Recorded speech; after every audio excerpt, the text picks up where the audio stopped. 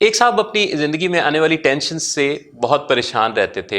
हर बात में उन्हें नेगेटिविटी और मनफी पहलू ही नज़र आते थे। पहुँचे एक गुरु के पास जिनको उन्होंने ढूंढा था बड़ी मुश्किलों से, और जाकर उन्हें अपना हाल दिल सुनाया। उनकी बात सुनकर गुरु उनसे कहने लगे, क्या कहने लगे ये मैं आपको बताता हूँ। उससे पहले ये कि आप मेरे इस चैनल पे आज अगर पहली दफ़ा आए हैं तो सब्सक्राइब कर लीजिए और बेल आइकॉन भी दबा दीजिए, ताकि आप और मैं मिलकर इंसान और कायनात को समझने के इस सफ़र में हम सफ़र बन जाएं। गुरु ने उन साहब की सारी बात सुनी और उन्हें कहने लगे कि तुम ऐसा करो कि तुम मेरे साथ चलो। सो वो साहब उन गुरु के साथ हो लिए।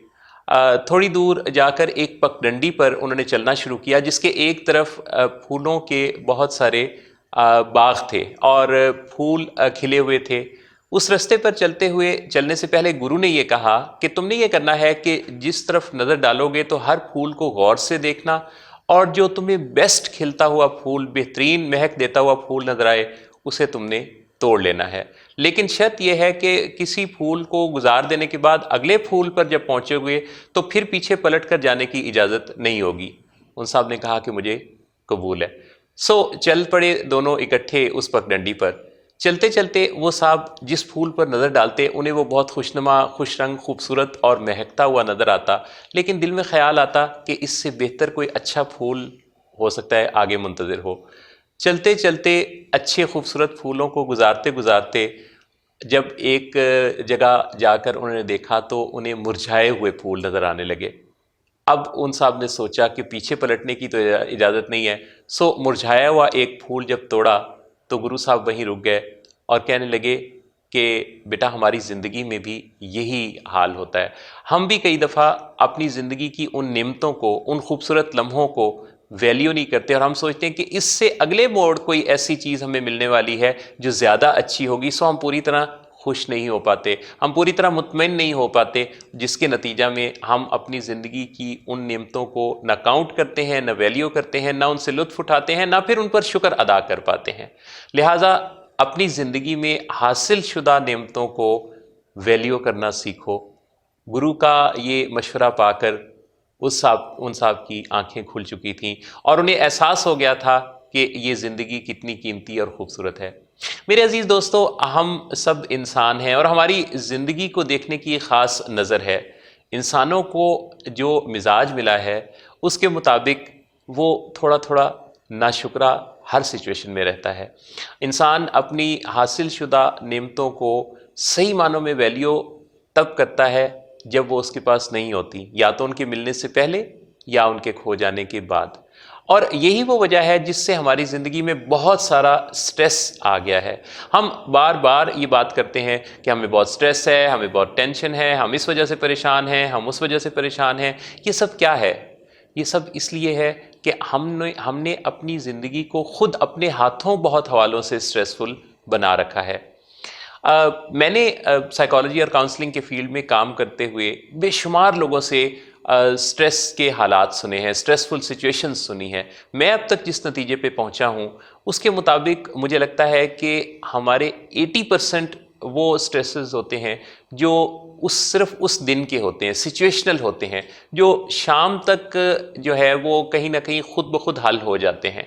लेकिन हम उसका स्ट्रेस बहुत ज़्यादा ले रहे होते हैं। जैसे कि मैं छोटी सी मिसाल दूंगा कि घरों में जो ख़वातीन हैं वो रोज़ाना एक स्ट्रेस लेती हैं कि आज उन्हें पकाना क्या है। अच्छा, ये जो छोटे छोटे स्ट्रेसर्स हैं जिनका कोई ताल्लुक हमारी अमली ज़िंदगी से नहीं होता, ये 80% के करीब होते हैं जिनसे रोज़ाना हमारा पाला पड़ता है, और रोज़ाना शाम तक इन स्ट्रेसर्स को कहीं ना कहीं हल हो जाना होता है। 16% वो स्ट्रेसर्स हैं जिनको एक महीने के अंदर अंदर खुद ब खुद फिक्स हो जाना है। हालात खुद ब खुद ऐसी साजगार से हो जाते हैं, सिचुएशन बदलती है, लोगों की हेल्प आ जाती है, हम खुद उस बारे में एम्पावरमेंट हासिल कर लेते हैं और ख़ुद ब खुद 16% स्ट्रेस जो हैं वो मैनेज हो जाते हैं। जबकि सिर्फ 4% वो स्ट्रेसर्स हैं जिन पर अमली तौर पे किसी हेल्प की, प्रोग्रामिंग की, कोशिश की, पॉलिसी की और बाकायदा तौर पे काम करने की ज़रूरत होती है। हम एक गलत फहमी से ज़रूर निकल आएँ। वो गलत फहमी ये है कि हम दरअसल स्ट्रेसर्स को बुरा समझते हैं, हम स्ट्रेसर्स को अवॉइड करना चाहते हैं। ایک نقطہ آپ سمجھ لیجئے کہ ایکچولی سٹریسرز ہماری زندگی میں آتے رہیں گے، ہمیں سٹرین سے بچنے کی ضرورت ہے۔ میں بتاتا ہوں کہ دونوں میں فرق کیا ہے، آپ میں سے بہت سے تو جانتے بھی ہیں، جو نہیں جانتے ان سے مخاطب ہوں۔ سٹریسرز اور سٹرین کے فرق کو سمجھنے کے لیے ایک سپرنگ کی مثال لینا ہوگی۔ اگر آپ ایک سپرنگ کی مانند ہیں، اگر انسانی نفسیات، انسانی رویے ایک سپرنگ کی طرح یا الاسٹک کی طرح ہیں، تو جب اسے کھولا جاتا ہے تو اگر وہ اپنی واپس اسی ساخت پر آ جائے تو یہ ہے سٹریس، یعنی کہ وہ پھیلا اور پھر واپس اپنی جگہ پہ آ گیا۔ زندگی میں کوئی مشکل آئی لیکن واپس اسی لیول پہ آ گئی تو کوئی مسئلہ نہیں۔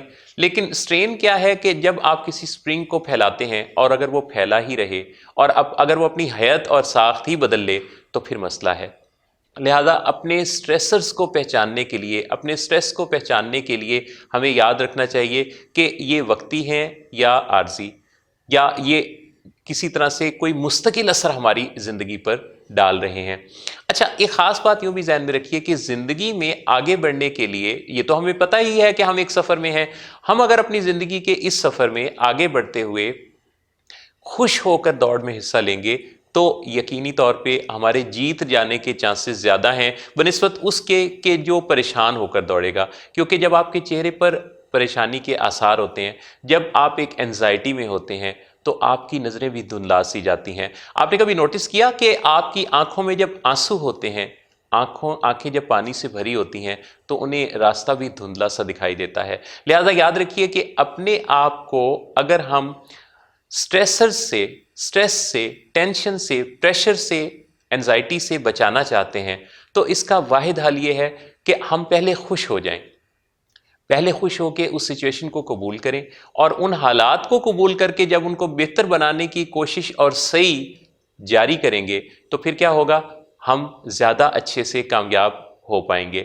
میری دعا ہے کہ اللہ رب العزت آپ کو اپنی زندگی میں بہتر انداز میں آگے بڑھنے کا حوصلہ، ہمت اور توانائی عطا کرے، اور آپ کو یہ فرق بھی سمجھنے کی توفیق ملے کہ زندگی میں جن سچویشنز کو کئی دفعہ ہم ناشکری سے ٹھکرا دیتے ہیں، ہم ان پر خوش نہیں ہوتے، مطمئن نہیں ہوتے، اور ہم اس سے بھی کسی اور بہتر سچویشن کی تلاش میں اپنی خوشی کو غارت کر لیتے ہیں، تو اللہ ہمیں اس موجودہ جو حاصل شدہ خوشیاں ہیں ان کو سیلیبریٹ کرنے کی توفیق عطا فرمائے۔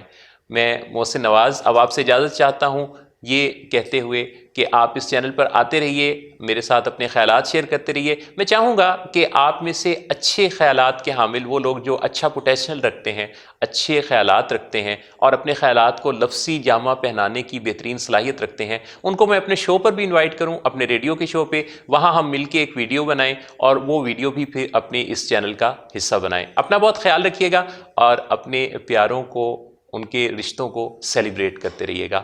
اللہ حافظ ناصر۔